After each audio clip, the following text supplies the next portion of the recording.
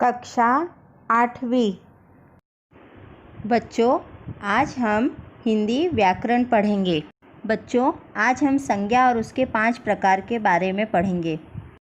सबसे पहले हम संज्ञा किसे कहते हैं यह जानेंगे। किसी भी व्यक्ति, प्राणी, वस्तु, स्थान, भाव आदि के नाम को संज्ञा कहते हैं। जैसे गांधी जी, यह किसी व्यक्ति का नाम है। शेर, यह एक प्राणी का नाम है। दिल्ली, यह एक स्थान का नाम है। मेज एक वस्तु का नाम है। ये सारे चित्र संज्ञा के उदाहरण हैं। संज्ञा के 5 प्रकार होते हैं। पहला व्यक्तिवाचक संज्ञा, दूसरा जातिवाचक संज्ञा, तीसरा भाववाचक संज्ञा, चौथा द्रव्यवाचक संज्ञा और 5वां समूहवाचक संज्ञा। अब हम संज्ञा के पहले प्रकार यानी व्यक्तिवाचक संज्ञा के बारे में पढ़ेंगे। जिस संज्ञा शब्द से किसी विशेष व्यक्ति, प्राणी, वस्तु, स्थान आदि के नामों का बोध होता है उसे व्यक्तिवाचक संज्ञा कहते हैं। जैसे doctor Kalam, Himalaya, Ramayana, saint Mary's English high school. अब बच्चों, यहाँ पे डॉक्टर APJ अब्दुल कलाम यह एक विशेष व्यक्ति का नाम है। हिमालय यह एक विशेष स्थान का नाम है। रामायण यह एक विशेष वस्तु का नाम है। Saint Mary's English high school यह एक विशेष स्थान का नाम है। तो ये सारे शब्द किसी न किसी विशेष नामों को और हमें सूचित कर रही हैं। इसलिए ये सारे शब्द जो हैं वे व्यक्तिवाचक संज्ञा हैं। ये सब व्यक्तिवाचक संज्ञा के कुछ उदाहरण हैं।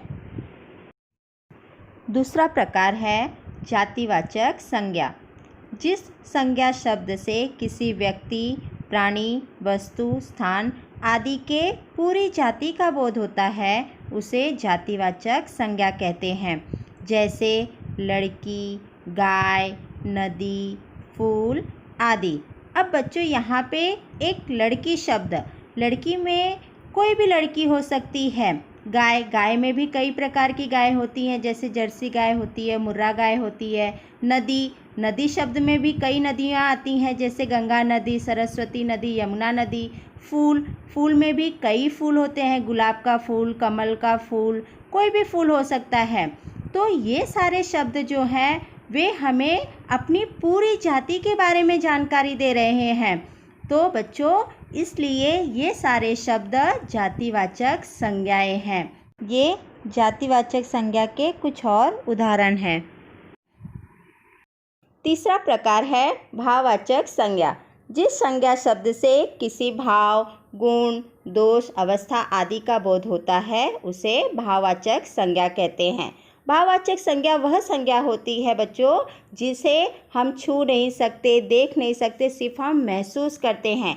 जैसे भूख, दर्द, ईमानदारी, बुराई, बचपन। अब बच्चों, इसमें उदाहरण में देखिए मैंने लिखा है भूख। जब आपको भूख लगती है तो क्या आप उसे देख पाते हो? नहीं, आप उसे महसूस करते हैं। दर्द, कहीं पे आपके शरीर में दर्द होता है तो आप उसे देख नहीं पाते हो, सिर्फ आप उसे महसूस करते हो। किसी की ईमानदारी है, किसी की बुराई है, तो बच्चों इन चीज़ों को हम छू नहीं सकते, देख नहीं सकते, सिर्फ हम इन्हें महसूस करते हैं। बचपन, बुढ़ापा, यह सब एक अवस्था है जिन्हें हम सिर्फ महसूस करते हैं। तो बच्चों, भाववाचक संज्ञा वह संज्ञा होती है जिन्हें हम छू नहीं सकते, स्पर्श नहीं कर सकते, जिन्हें हम सिर्फ महसूस करते हैं। चौथा प्रकार है द्रव्यवाचक संज्ञा। जिस संज्ञा शब्द से किसी द्रव्य, धातु या पदार्थ आदि का बोध होता है उसे द्रव्यवाचक संज्ञा कहते हैं। जैसे पानी, दूध, सोना, चांदी, घी, गेहूँ आदि। सबसे पहले बच्चों, द्रव्यवाचक संज्ञा में मैंने लिखा है द्रव्य। द्रव्य यानी होता है लिक्विड। जैसे मैंने उदाहरण में लिखा है पानी, दूध, यह एक लिक्विड फॉर्म में होता है, द्रव्य फॉर्म में होता है। दूसरा है धातु। धातु यानी होता है मेटल। जैसे सोना, चांदी, तांबा, पीतल। पदार्थ, पदार्थ यानी कोई भी चीज़, वस्तु।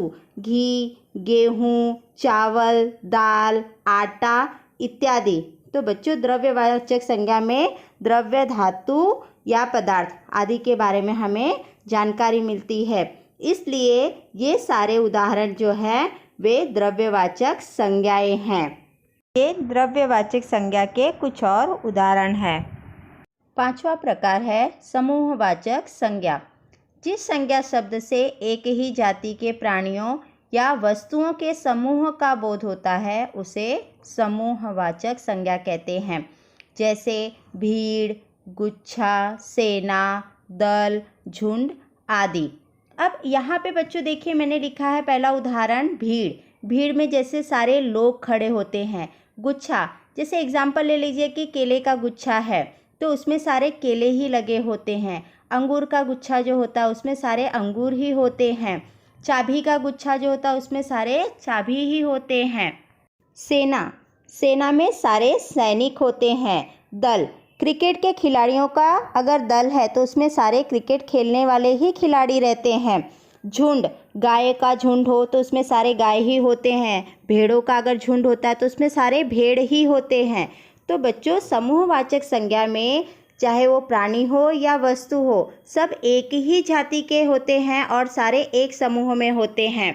तो इसलिए ये सारे उदाहरण जो हैं वे समूहवाचक संज्ञा के हैं। ये समूहवाचक संज्ञा के कुछ और उदाहरण हैं। धन्यवाद।